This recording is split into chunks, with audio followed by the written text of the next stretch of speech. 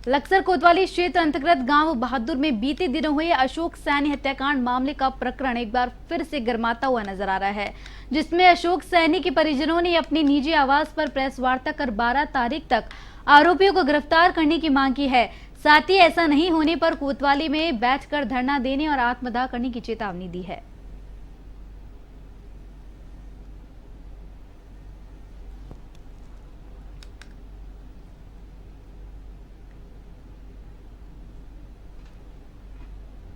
मेरे पिताजी अपनी फैक्ट्री रात को देर रात काम करके वापस लौट रहे थे 2:30 बजे के आसपास।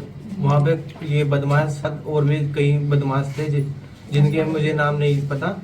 ये घात लगाए बैठे थे, ये वहाँ पे घात लगाए बैठे थे और इन्होंने मेरे पिताजी के पीछे से वार करा, जिसमें ये मेरे पिताजी के दोनों फोन और एक लाइसेंसी पिस्टल लूट कर ले गए। फिर मैं अपने पिताजी को हॉस्पिटल ले गया। हॉस्पिटल में अमरीश, पंकज ये सारे पहुंचते 10-12 गुंडों के साथ, और जिसमें 2 गाड़ी थी। एक गाड़ी पुलिस ने बरामद भी कर ली।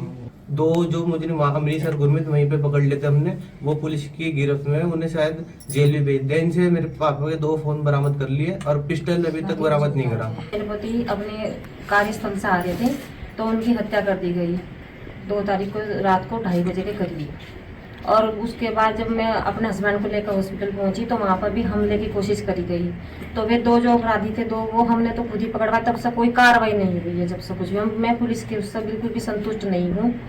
वे कोई मुझे कुछ जानकारी नहीं दे रहे कि क्या हो रहा क्या नहीं हो रहा।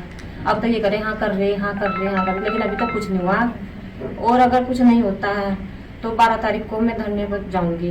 मैं वहाँ थाने में बैठूंगी और तब तक मैं कोई कार्रवाई नहीं होती तब। गदरपुर के block development officer Kundan Singh ने कहा कि स्वस्थ भारत योजना के तहत स्वजल के अंतर्गत हर घर पक्का शौचालय के आवेदन के लिए ऑनलाइन आवेदन करना अनिवार्य कर दिया गया है। शौचालय निर्माण के लिए लाभार्थियों को 12,000 रुपए सहायता राशि दी जा रही है। उन्होंने कहा कि एक ही परिवार के कई लोग आवेदन कर रहे हैं, परंतु कई पात्र लोगों को इसका लाभ नहीं मिल पा रहा है। स्वजल के अंतर्गत जिला ग्रामीण विकास अधिकारी से शौचालय के लिए 12,000 रुपये मुहैया कराए जाने की योजना चली है। लेकिन इस योजना में एक सरल सी जानकारी की प्रक्रिया के बारे में बताना चाहूँगा कि आपको ऑनलाइन आवेदन करना है। किसी भी CSC सेंटर पर जाके परिवार के मुखिया के नाम से ऑनलाइन आवेदन करिए। आज के डेट में बहुत सारे आवेदन आए हुए हैं जो जांच में पाए जा रहे हैं कि उनके परिवार में मुखिया एक हैं, उनके 4 सदस्यों के नाम से भी या 2 सदस्यों के नाम अलग अलग लोगों से भी रजिस्ट्रेशन कर दिए जा रहे हैं। ऐसा न हो कि एक परिवार को एक ही शौचालय की सहायता दी जानी है, इसलिए परिवार के मुखिया के नाम।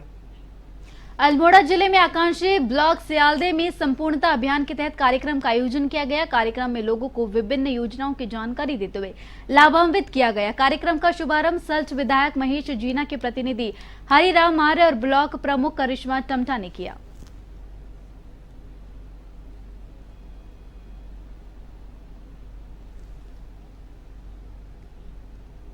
कांग्रेस प्रवक्ता संदीप चमोली ने प्रेस वार्ता कर प्रदेश में आउटसोर्स एजेंसी का नाम देकर राज्य के युवाओं के रोजगार को सरकार में बैठे सफेदपोश नेता और अधिकारियों के सहयोग से बेचे जाने का आरोप लगाया है।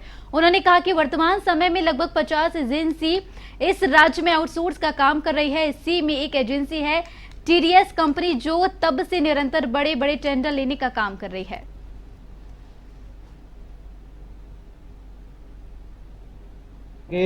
उस लेटेस्ट वर्जन से जुड़ा हुआ है जिस वर्जन में हाकम सिंह सिर्फ कहानी से गायब हो जाते हैं। कहानी में नए लोग आते हैं सरकारी जामा पहनकर, कानूनी जामा पहनकर। उनका नाम है आउटसोर्सिंग एजेंसी। इस प्रदेश में जलागम में एक 266 पदों की वैकेंसी निकलती है। जो कंपनी इसका काम लेती है वो कंपनी पहले भी वादों में रही है, तब भी उसको काम दिया जाता है। और इस प्रदेश के युवाओं से 90 हजार रुपए लेकर प्रदेश के हर कोने से युवाओं ने उनके अकाउंट में 90 हजार रुपए डलवाए हैं। इसका सबूत वीडियो के तहत मेरे पास मौजूद है, जिस युवा के द्वारा कहा जा रहा है कंपनी के मैनेजर को कि जो मेरे पैसे दिए गए हैं, अगर मेरी नौकरी लग नहीं रही है तो मेरे पैसे लौटा दिया जाए। तो आप समझते हैं प्रदेश में आउटसोर्सिंग एजेंसी किस प्रकार का काम कर रही है। ढालवाला निवासी रणबीर रावत की जेल में हुई संदिग्ध मौत का मामला तूल पकड़ता हुआ नजर आ रहा है। मृतक रणबीर की पत्नी रीता देवी ने स्थानीय लोगों के साथ मिलकर ऋषिकेश कोतवाली में जमकर हंगामा किया। रीता ने अपनी पति की मौत को लेकर कई गंभीर सवाल भी पुलिस पर खड़े किए हैं। उसने पुलिस पर आरोप लगाया कि रणबीर रावत की मौत पिटाई से हुई है। ये जानकारी होने के बाद भी पुलिस आरोपी पुलिसकर्मियों को बचाने की कोशिश कर रही है।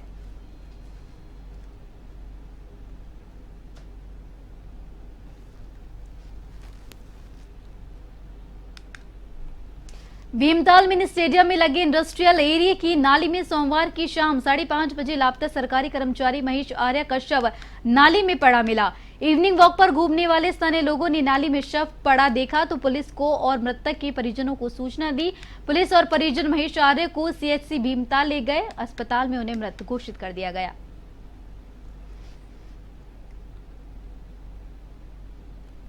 कांस्टेबल बहादुर सिंह रावत ने सूचना दी कि इलेक्शन इंटरनेशनल स्कूल के पास नाले में एक व्यक्ति का शव पड़ा हुआ है।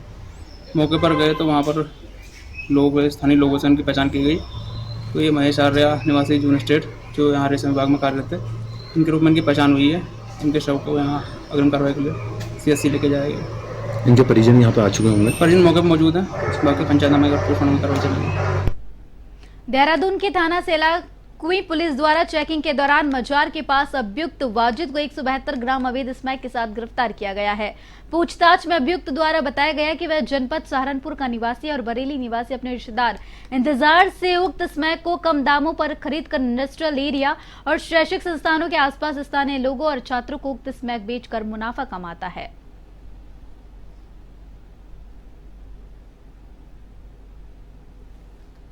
देखिए, नशे के विरुद्ध जो अभियान चल रहा है इसमें कुछ शिकायतें काफ़ी थी। जो इंडस्ट्रियल एरिया हमारा सेला कोई है, कोतवाली क्षेत्र में शिकायत थी कि कुछ लोग बाहर से आकर यहाँ पर नशे का कारोबार कर रहे हैं। इस पर हमारी जो थाने की पुलिस है और साथ ही एंटी नारकोटिक्स टास्क फोर्स जो जिले की फोर्स है, इसमें लगातार वर्क कर रहे थे। इसमें 2 रिकवरी अच्छी हुई है, जिसमें हमारी पहला जो सेला कोई में पकड़े गए वो 172 ग्राम के करीब स्मैक पकड़ी गई थी। और इसमें अभी कुछ दिन पहले भी 8000 करीब नशीले जो कैप्सूल है वो भी पकड़े गए थे। ये सहारनपुर से सप्लाई लेकर आ रहे थे यहाँ पर सेला को, और साथ ही साथ इसमें बरेली के लिंक्स मिले हैं जिसमें बातचीत किया गया।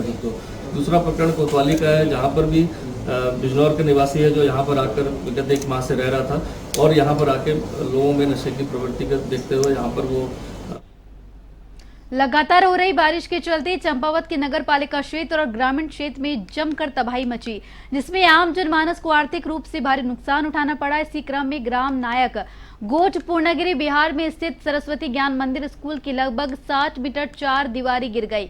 वहीं पूर्णगिरी बिहार कॉलोनी में निवास करने वाले स्थानीय लोगों की आवासीय 4 दीवारी गिर गई, जिससे भारी नुकसान का अनुमान लगाया जा रहा है।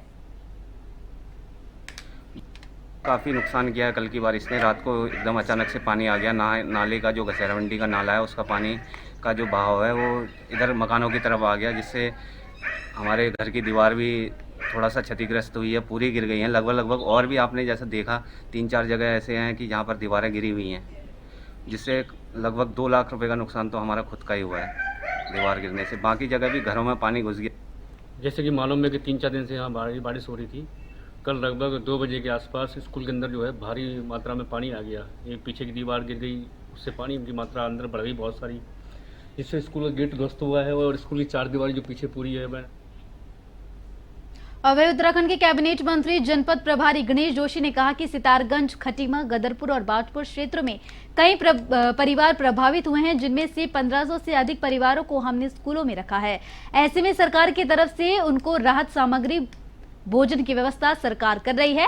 गणेश जोशी ने जानकारी देते हुए बताया कि डीएम, एसएसपी, कमिश्नर भी मौके पर हैं और एसडीएम और अन्य अधिकारी मौके पर जाकर लोगों को राहत दे रहे हैं। मुख्यमंत्री धामी भी लगातार मॉनिटरिंग कर रहे हैं। गदरपुर, किच्छा, सितारगंज, खटीमा और नानकमत्ता में लगभग 383 से अधिक परिवार इससे प्रभावित हुए हैं। 1500 से अधिक लोगों को हमने विस्थापित करके विद्यालयों में रखा है। लगभग 70 परिवार अपने रिश्तेदारों के यहाँ गए हैं और सरकार लगातार उसकी चिंता कर रही है। हमारे डीएम, हमारे एसएसपी, हमारे कमिश्नर मौके पे हैं। उनकी भोजन की व्यवस्था, उनकी रहने की व्यवस्था सरकार कर रही है। और प्रभु का शुक्र है कि इतने बड़े हादसे के बाद जो कैजुअलिटी हुई है, 3 खटीमा में हुई हैं और 2 सितारगंज में 2 लोग लापता हैं।